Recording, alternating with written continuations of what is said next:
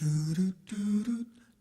everybody, it's David McLaughlin from the world famous McLaughlin Brothers. We are super excited about our 30th anniversary concert coming up on July 19th. And we decided to get together and do a little podcast or whatever it's called. There's an interview of the four of us talking about our history and some great memories. We did this back in November when the 25th anniversary of our Christmas album was happening. But we thought with the 30th anniversary, we'd do it again and tell some more stories, some stuff we didn't have time for in the other one. So I think you'll enjoy it. Welcome, Mark, David, Scott, and Jason McLaughlin, all. So anyway, I don't remember singing on the West Coast, but apparently we did, because I do remember coming home, driving through Arizona in the middle of the night. And that's the first time I heard the singer Jewel. I was driving in, it was like 2 a.m. I had my headphones on because you guys were sleeping, and the song, it wasn't You Were Meant for Me. It was the other one, kind of the slower one of her first couple hits. Anyway, blew my mind. And so I have that memory. So I'm thinking, apparently we had been to the West Coast. Do you guys remember that? Because I don't remember it.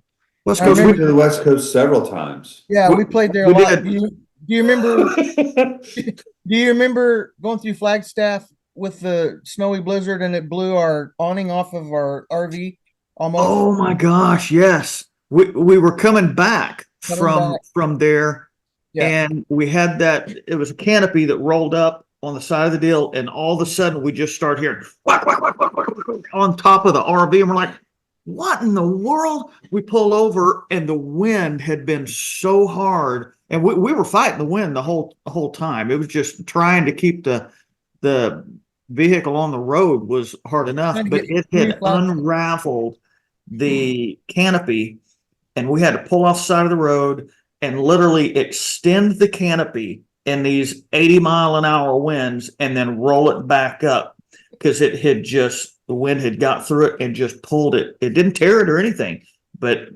it was the craziest thing. But also, that is where do you remember Sunshine Community Church, I think is what it was called, up in North California. I don't know. Sunshine Community. That was Sunshine Community Church was in good. That's the one that was similar to New Church, and that's why we ended up at New Church, where I'm at now. That San Jose date, I do remember that now, because we did that date. It was fantastic, huge church, very contemporary, and we thought, we don't know if we're going to go over, and they went wild for us, and they brought us back the next year. And yeah, I do remember that now. Yeah, that was one of the best churches ever. Just great. But yeah, we did a couple. We'd see our family, dad's side of the family. Whenever we went out there, they come to a few shows. Yeah, we did a out there in California. We did not only San Jose, but we did Lakeside, to where it was, you were so excited, and we stayed with your aunt, while we were out there and got together.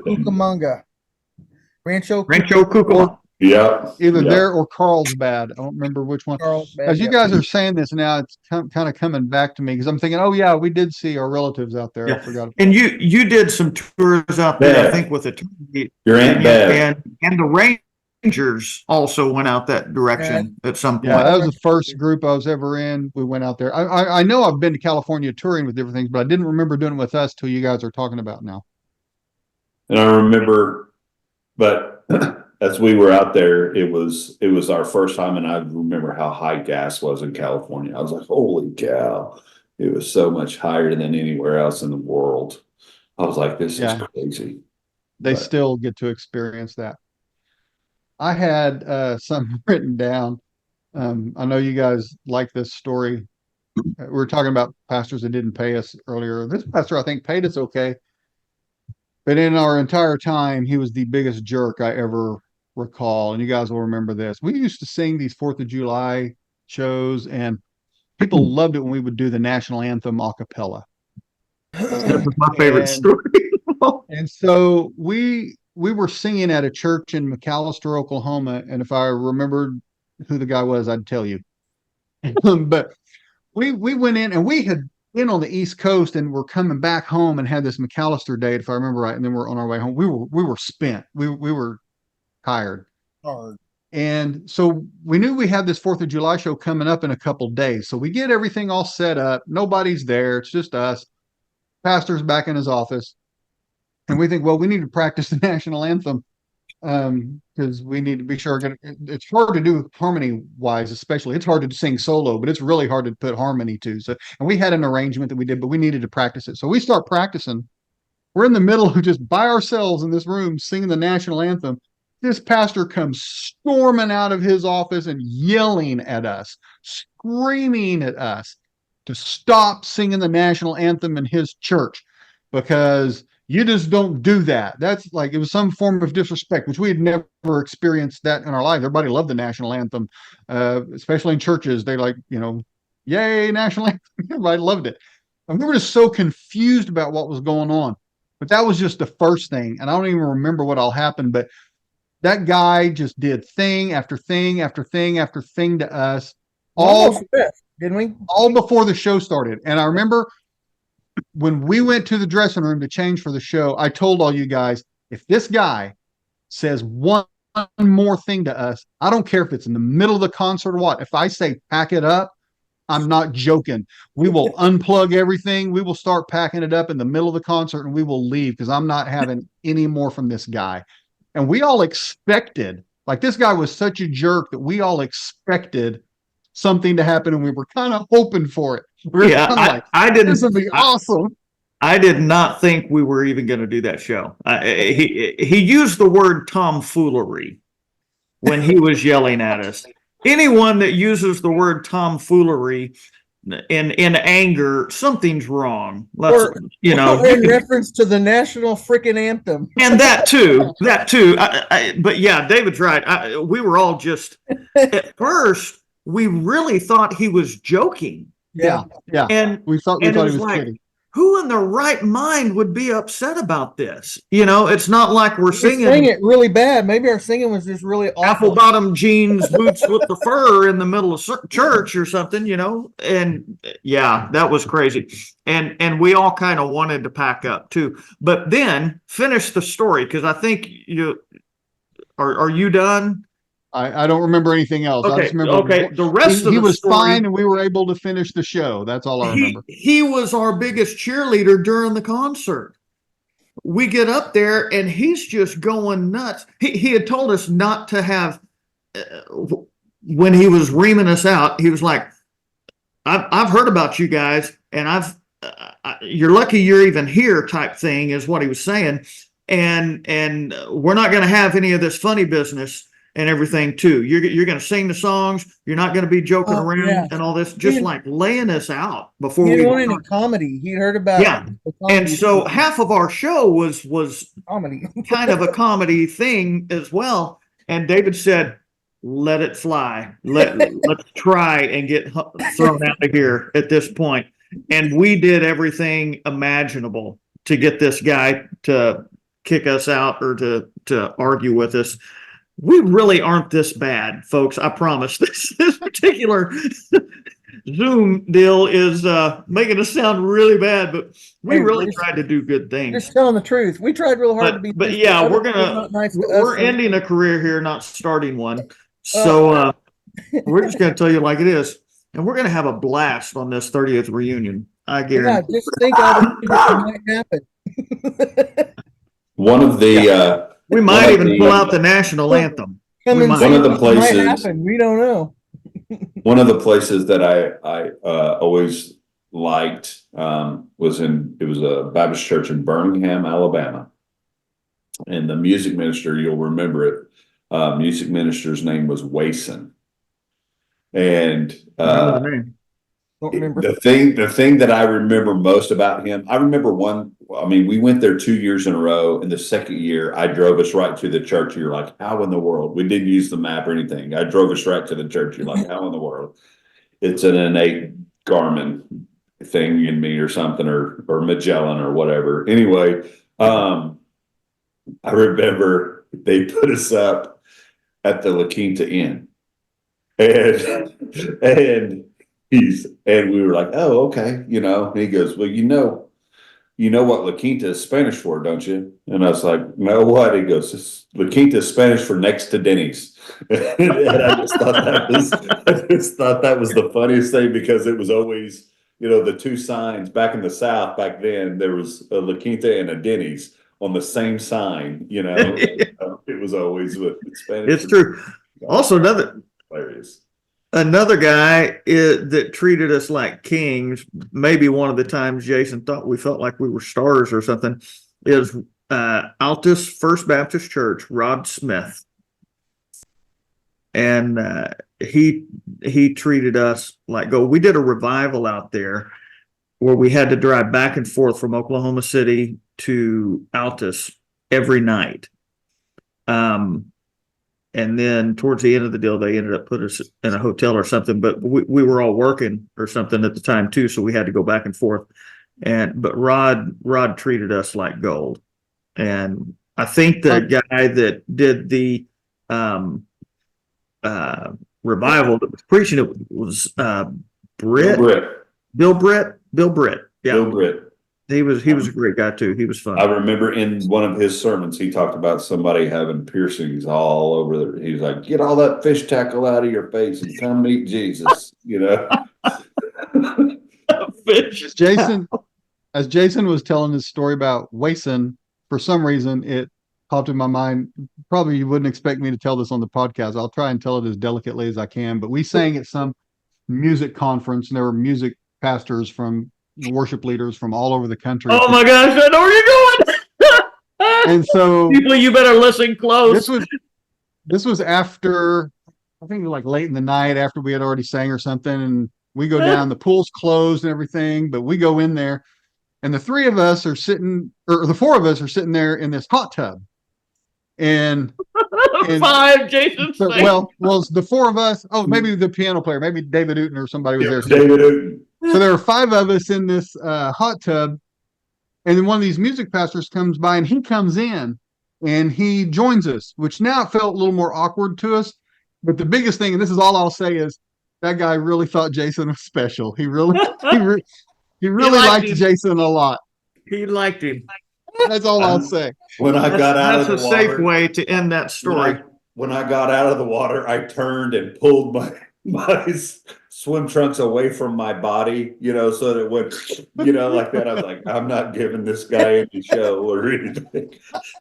So what was so funny. What was so funny, and then again, as delicately as possible, we get back to the room. As soon as we get inside the room, all four of us or five of us, because we're in there, and as soon as the door closes, we all go, ah! You know, like that. And David, it was like, what?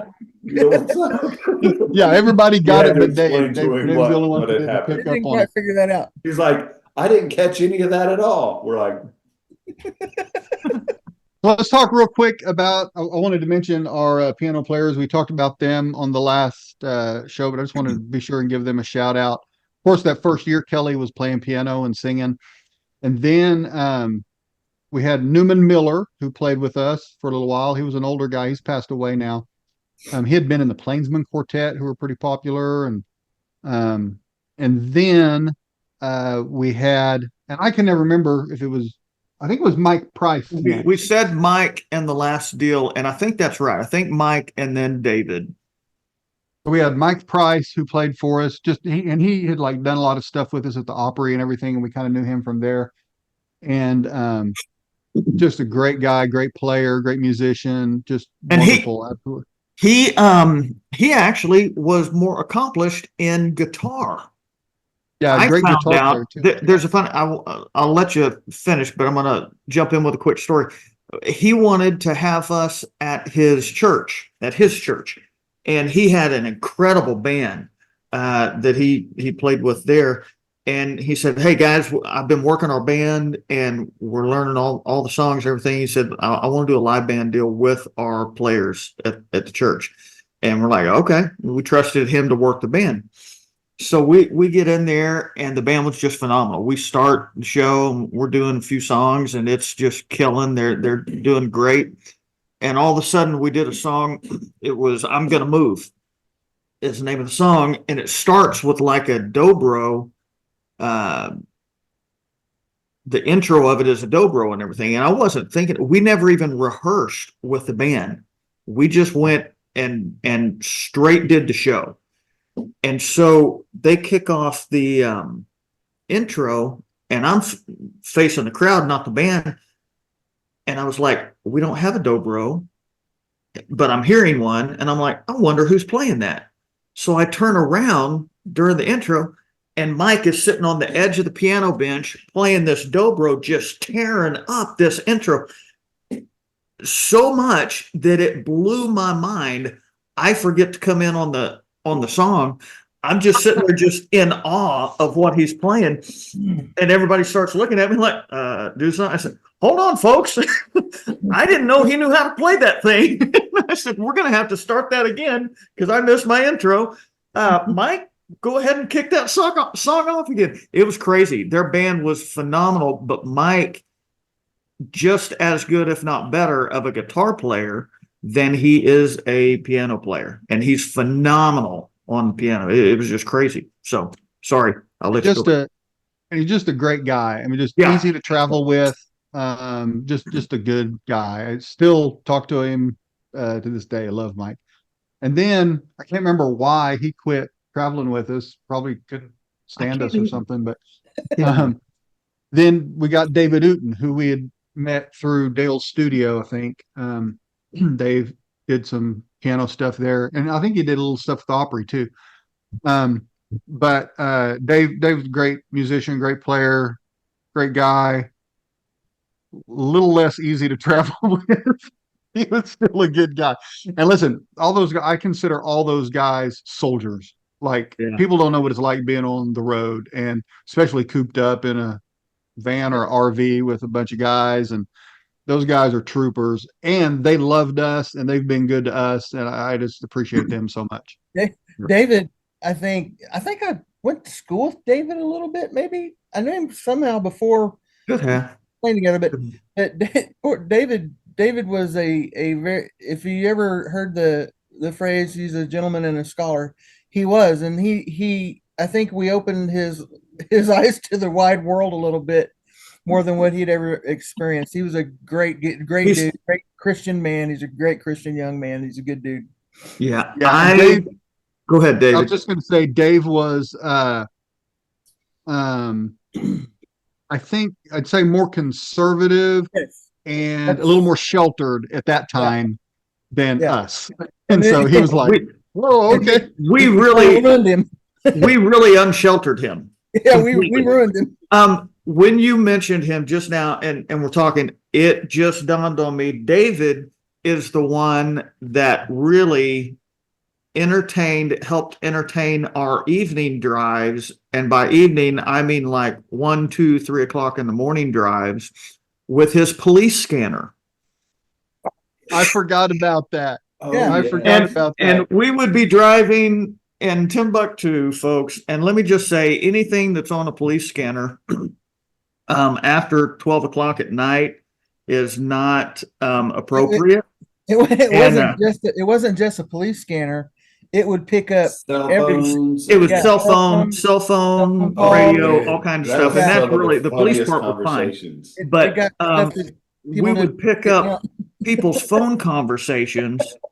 Some guy and girl, and they're talking about where they're going to meet and this, that, and the other. And it was that kept us driving all night long. Listen to these stories. It was insane, absolutely insane. But I forgot about that just now. I'm so glad we're doing this because I totally forgot about that. But you are right. That was a lot of entertainment. Dave may not appreciate that we're telling. Hey, sorry. Some of the things as far as David Uten is concerned. So the two things that I remembered probably the most is he introduced me, not that I've ever tried it, but he introduced me to peanuts and Coke. Oh yeah. He'd always get Coke, a bottle of Coke, and he'd pour peanuts in the top of it. I'm like, what are you doing? Never and it's like I said, to this day, I've never tried that, but you should, because it's really good. he, so in 97, we were, making an East Coast, trip. And just so everybody knows, Jason always had the best memory, and to this day has the best memory. He could probably tell you it was August 7th at 8:14 p.m. And exactly what highway we were on. He's just trying to shorten it up for you. So, and we took an East Coast trip, and it was the first time that we had literally driven from the west border of Tennessee to the east border of Tennessee. Tennessee is the longest. Yeah, I mean, like you can haul. drive all day and you're still in Tennessee. You're like, holy cow! Can I get out of here? Sandra, my wife, her grandfather was in the hospital on his deathbed, and back then, we didn't have cell phones or anything like that. We had calling cards, that we'd use for pay phones and things of that nature. But David had a beeper. And I gave my wife David's beeper number, David Newton's beeper number, so that in case anything, happened while we were on the road, we had to, do that trip. And I think that was the one actually where we had gone out to Myrtle Beach, one of the other times that we'd gone out there. Anyway, and then, I just remember utilizing his beeper, that whole trip, and him being more than benevolent. And Hey, not just everybody lets you utilize their beeper, buddy. well, you know what I'm saying. I mean, yeah, I mean, it's just one of those things, back then, that stuff was, high, quote unquote, high tech, and so you're like, oh, hey, I'm gonna get to use somebody's beeper. I mean, it's not that I held on to it or anything like that, but I don't know why that's one of those things, It's just I totally get what Jason's saying. It's the peace of mind of knowing that she can get a hold of you. Absolutely. I just don't know why beeper is so funny right now. Okay, I want us to talk about some songs here for a minute, but before I do, I just want to tell one last little, I don't know if it's more of an anecdote than a story, but people don't know Scott. Scott is very uptight, like very, very Really? Me? uptight. I'll tell you how uptight he is. The tickets went on sale yesterday. Scott went and bought 2 tickets just to make sure that the Eventbrite system works. Like I wanted millions of to make people sure use I this. could get in. We have told everybody there are no comp tickets to this show. I'm just telling you, I had to buy my own flipping ticket. But Scott would the thing used to crack me up is we'd get in the van or the RV or whatever, and we're headed somewhere, and Scott would say, because I had the contracts on the dates or agreements, whatever we called them. Scott would say, how many people are going to be there tonight or tomorrow night, whatever? And I'd say, no, how am I supposed to know how many people are going to be there? Whoever shows up is going to show up. But what I did have on the thing was how much does it seat? And so I'd say, like, it seats 400. There may be 5 people. There may be 450. I don't know. But Scott, every time, and then he'd like, well, how long does it take to get there? Where are we going to stop along the way? Where are we going? I mean, it was just like this constant inundation of questions. And it brought up, I heard on some TV show or something, and I started saying it about Scott. And I saved it one day. We were going somewhere, and Scott starts asking me all these questions. And I said, hey, Scott, does anal retentive have a hyphen? And to this day, I think that's the funniest thing in the world. And if some of you didn't get it, think about it. You'll figure it out. But it fits Scott so well. I absolutely love that. I don't recall asking that. I am sure that I did. I just don't remember it. That's funny. That's funny. But it makes sense because now what I do, I have to know how many people are going to be there. I have to know when and how and all that. So. All the same questions. I was Yeah. prepping myself for. I mean, the rest of us, our mindset is we're going to show up, we're going to set up the equipment. Whoever's there, we're going to sing, we're going to take it down, and we're going to leave and go to the next place. But Scott needed to know all these details in between that, like, we just couldn't answer. Okay, here's what I want to do. We've got this 30th anniversary concert coming up on July 19th. We're super excited. We hope everybody will come. If you're listening to this, you probably like us enough you're coming, hopefully. But buy a ticket. And hopefully this didn't change your mind. Yeah, right. We made tickets dirt cheap, as cheap as we could, and still pay the band and all the expenses. But we're not making any money unless we sell this thing out a couple times. But anyway, Never done. I don't want to tell everybody what we're singing because we've kind of talked about a set list. We've kind of got a set list going. What I want to talk about instead is what is everybody's favorite songs that we did. And it'll give people an idea that maybe some of those songs will be performed that night, but no guarantees. So what are some of y'all's favorite songs that we did? I'll start while you're thinking. I've got 5 or 6 that I just really, really love. My 2 favorites come from the recording of them and how much I love. Like, I felt like production was really good. Our performance was really good. And I love actually listening to them. It's John the Revelator, which I also enjoyed singing live, and Route 66, which also enjoyed singing live. Those 2 songs on albums sound great. I absolutely love those. Yeah, I would agree with you on that. I'd say if we're going to name 2, I'd say I like those. So you picked well, but good to go back. I think we talked about that one a little bit earlier on, and it was just so difficult, but yet so fun. It's just a fun song. So that one and Gospel Ship, I just don't think you can get any better arrangement than, and we stole the majority of that arrangement from the Imperials, to be honest. But it was just a blast to always sing that song. So those are my 2. Go ahead, Jason. What was that? It's your turn. Go ahead. Oh, I liked, I don't know. I liked, He Built a Bridge, which was written by Mark Harris. I loved that. Probably sounded the most, I don't know. I don't know. The arrangement was really, really good at that. I mean, that's probably one of my favorite songs that we did, but literally there's 2 songs that I think of a lot that we did that I picture other people singing. And they were written by Mark McLaughlin and David McLaughlin. One of the songs was obviously, it was the title track from our live album called Sing for You. You know, I know that you originally had written that with Jake Hess in mind. And I never thought we would even do that. I wanted Jake to do it. Yeah. And then the other one, which literally every time I hear that song and I listen to that song, and believe it or not, guys, I still listen to our stuff. So crucify me. But anyway, Sing for You.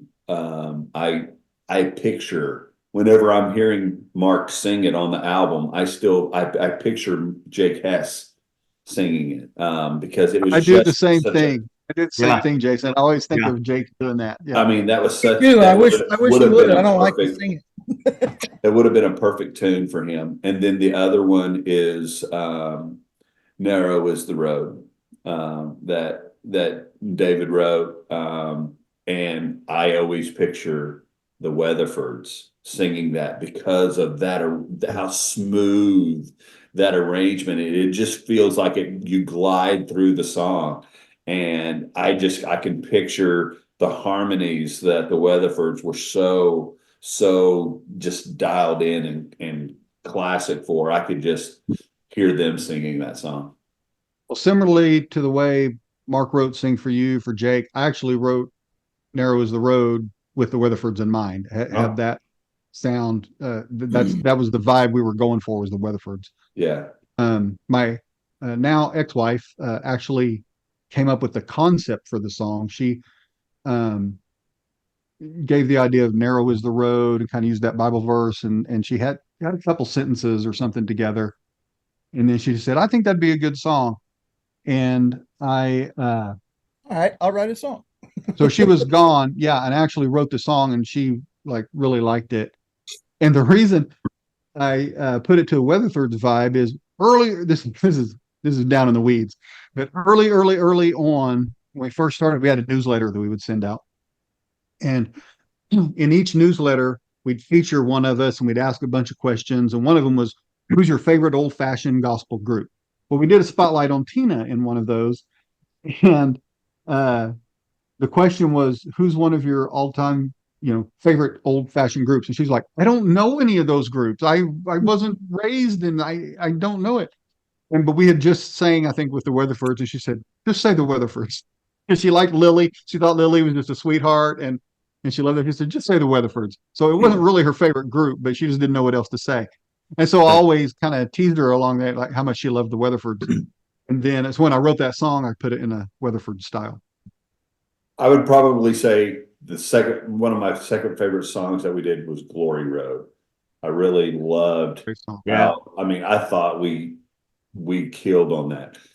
That was when we sang that in front of who's the guy that wrote that? Oh, Conrad Cook. Yes, Conrad Cook. And wow. we actually got to sing that in front of him at the quartet convention. We didn't just sing it in front of him. He showed up and came up. And he actually came up on stage and was like, "Yeah, boys," and I thought that was awesome.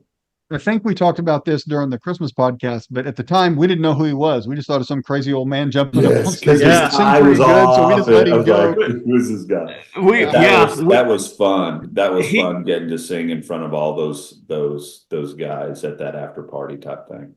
That I want to jump in. That night scared the bejesus out of me. And David's right. We didn't. At least I had no clue who he was.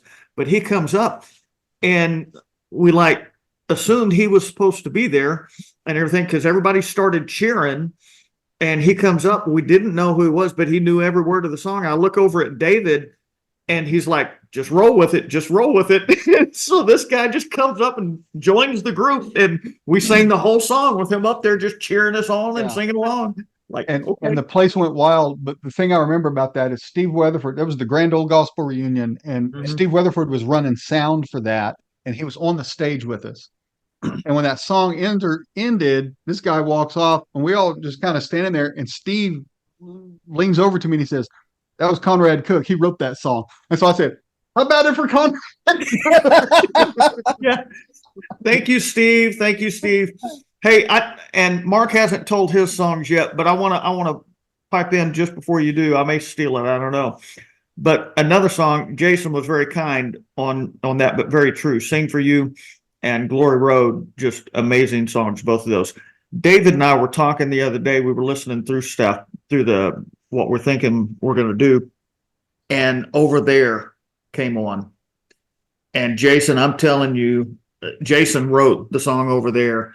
Absolute banger in Southern gospel music. That song should be picked up by somebody, even now. And somebody ought to do that. That song is absolutely awesome. You wrote a winner right there.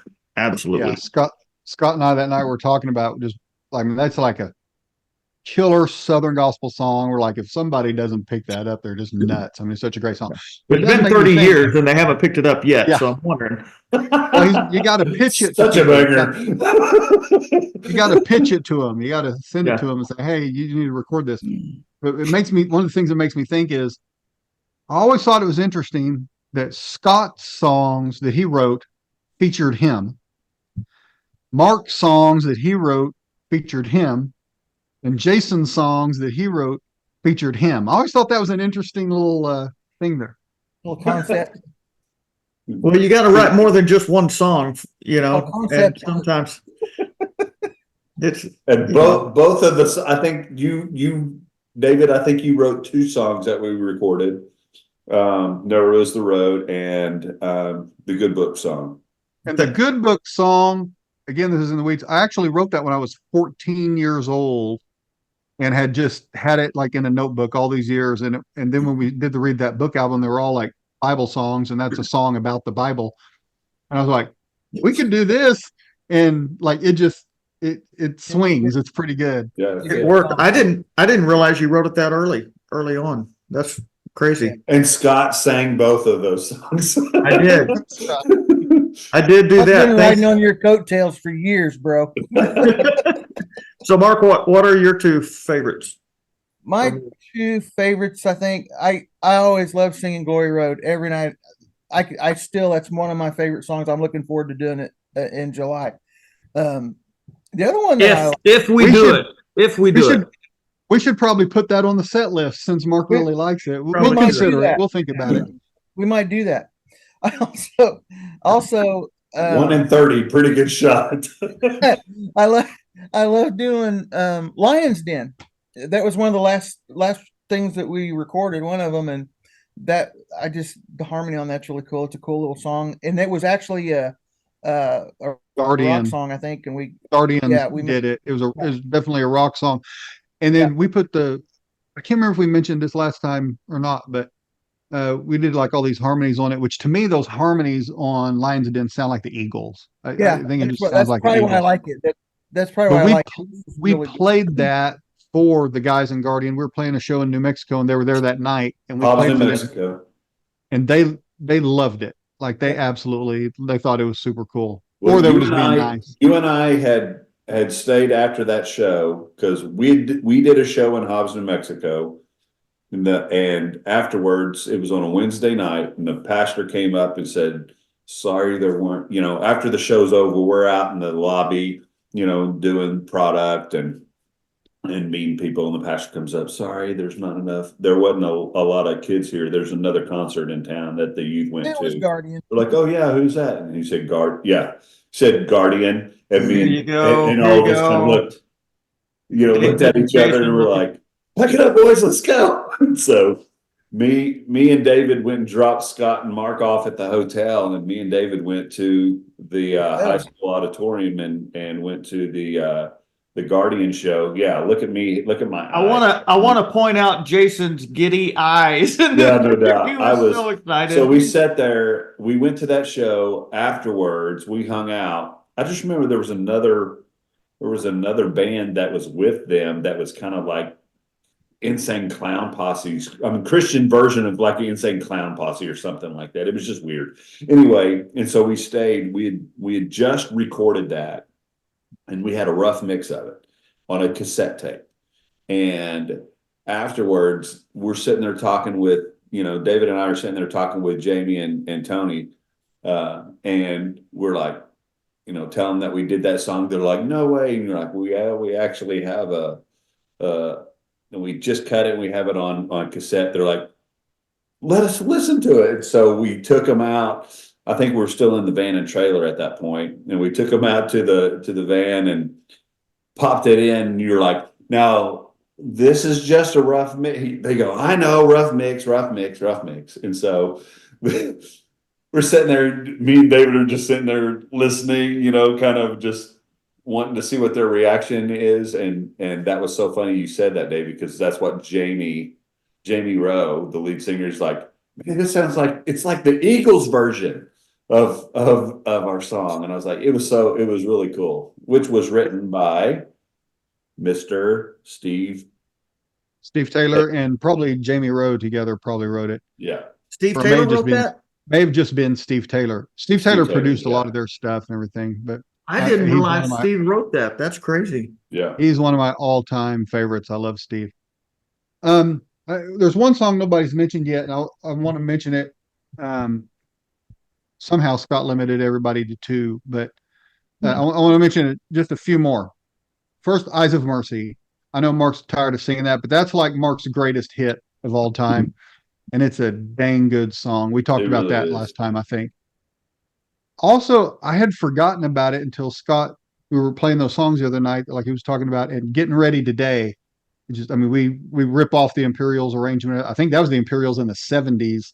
Yeah. And that You was did that song? Terry Was it- Blackwood and Sherman Andrus. Was it Sherman Andrus and Terry Blackwood with the Imperials? it wasn't Sherman Andrus. It was anyway. I don't remember who. But anyway, getting ready today. I love that song. I think it swings. And then my only two other songs I would add in is I absolutely love "Winging My Way Back Home." We talked about it earlier. We just stole the Sooner State Boys version of it. I can't get enough of that song.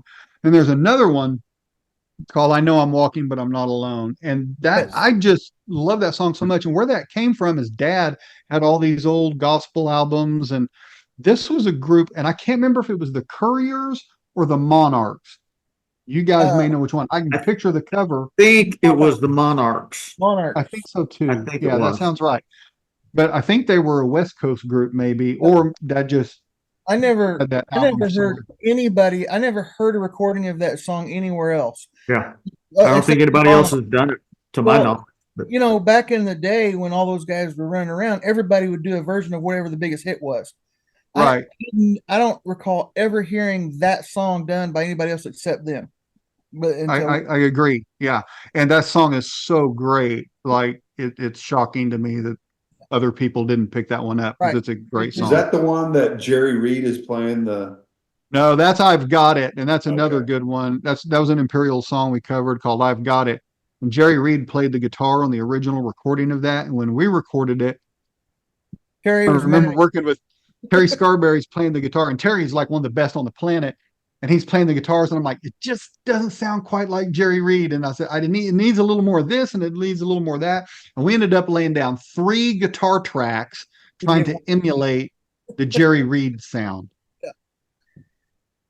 I tell you, Here's Jerry's. Sorry, I keep forgetting you gotta make noise to shoot Jerry Reed, Eastbound and Down.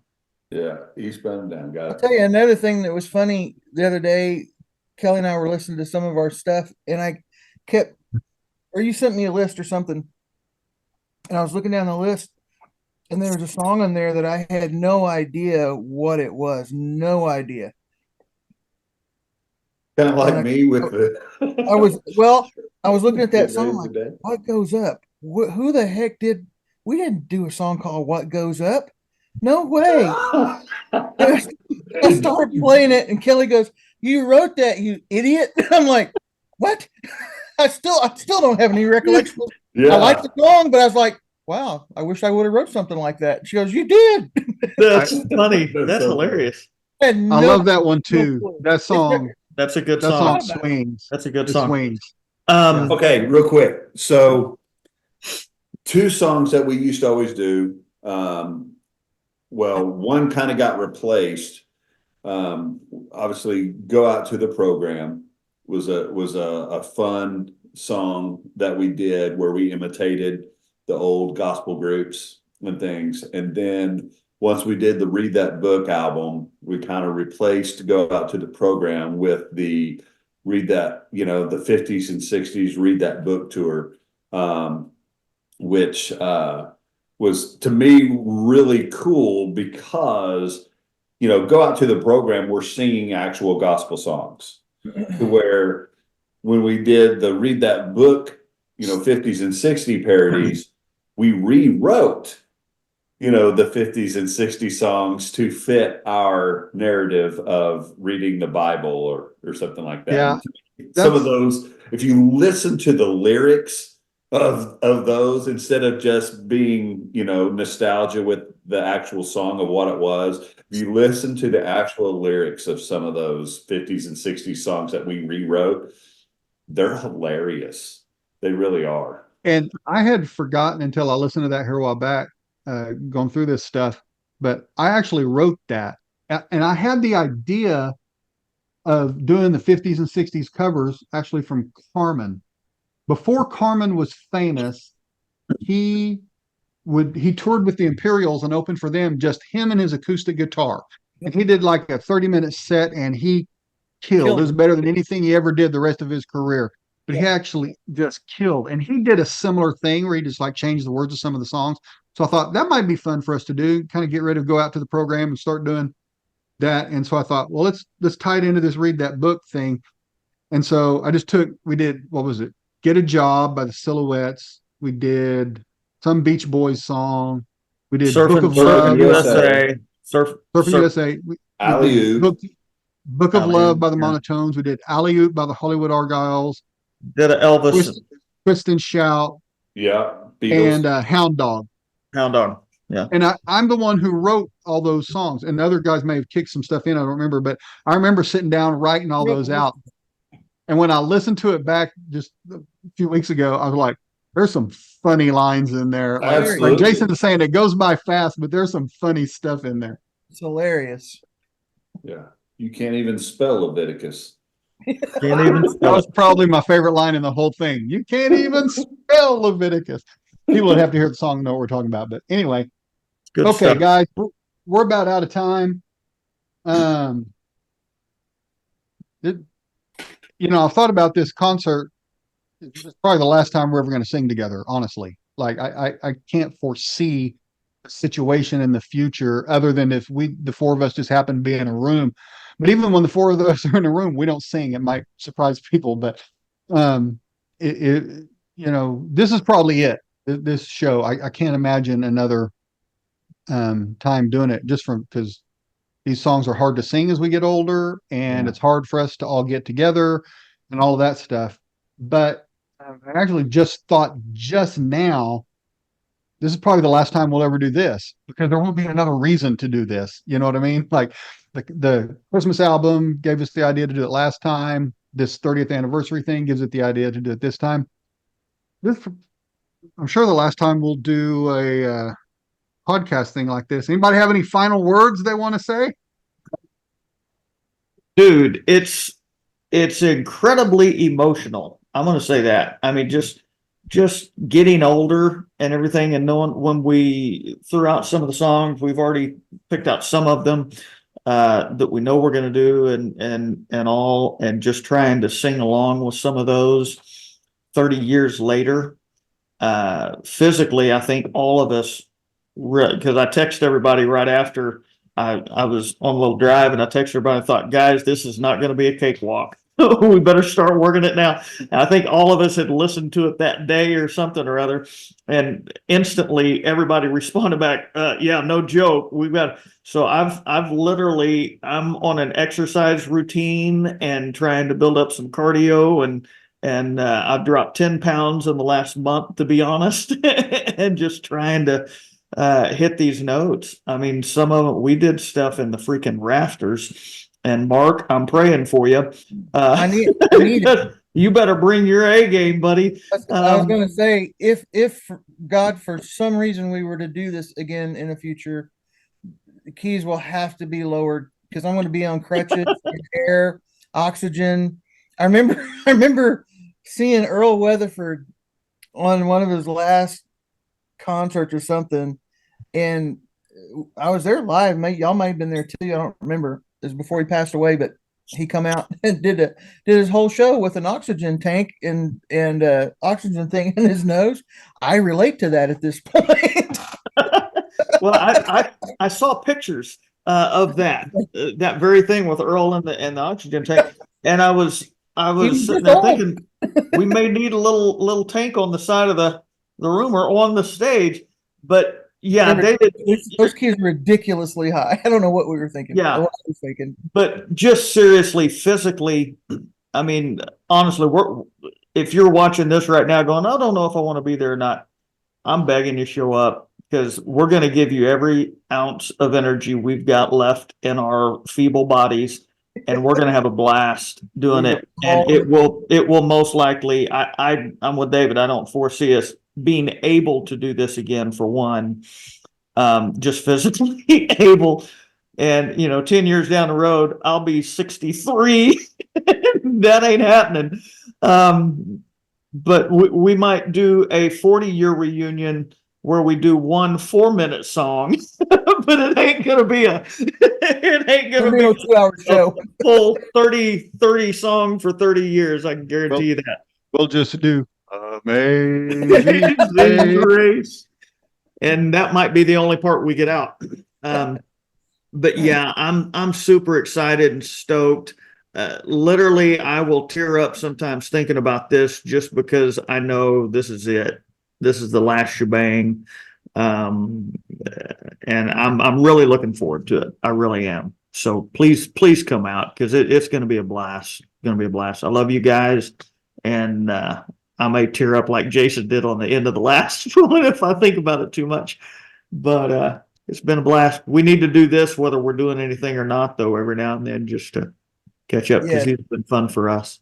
You do a lot of things in life that you think, and I can kind of wax eloquently now. I'm in my old age. I'm almost 60. You do things in your life throughout your life that think, man, this is really going to last. This is going to count. And I can tell you that, and you guys know this, there's just about not anything that else that we've done that really counts and means any more than what this does, what we did. And so it's going to be cool to get to do this again with you guys. Good, bad, or indifferent.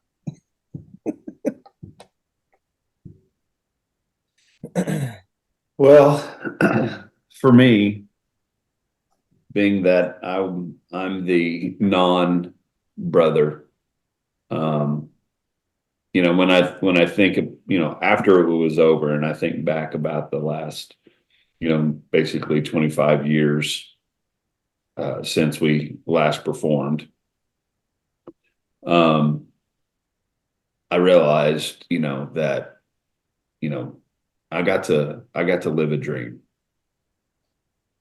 And that's what literally, you know, for 3.5 years, I feel like God allowed me to live a dream, you know, that I'd always had growing up. Got to sing with some giants, stalwarts of the industry. You know, some of my favorite vocalist of all time, we got to do concert with. I'm glad I could be there for you, Jason.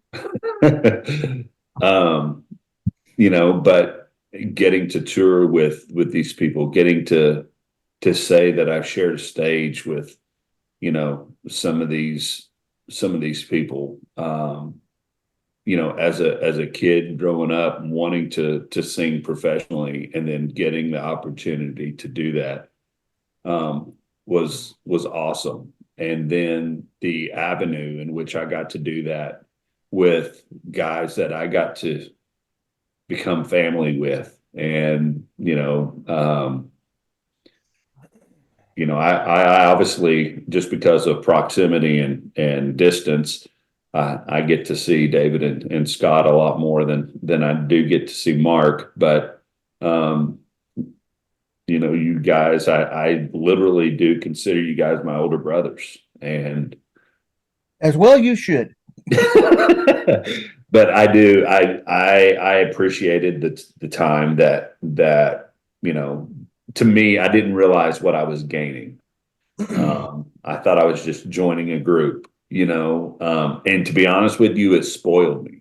And I say that because I'd been asked to join other groups and stuff since, and I just couldn't see myself doing it because I knew I wouldn't fit with them the way that I did with you guys. And so that, and the fact that my wife didn't want me on the road.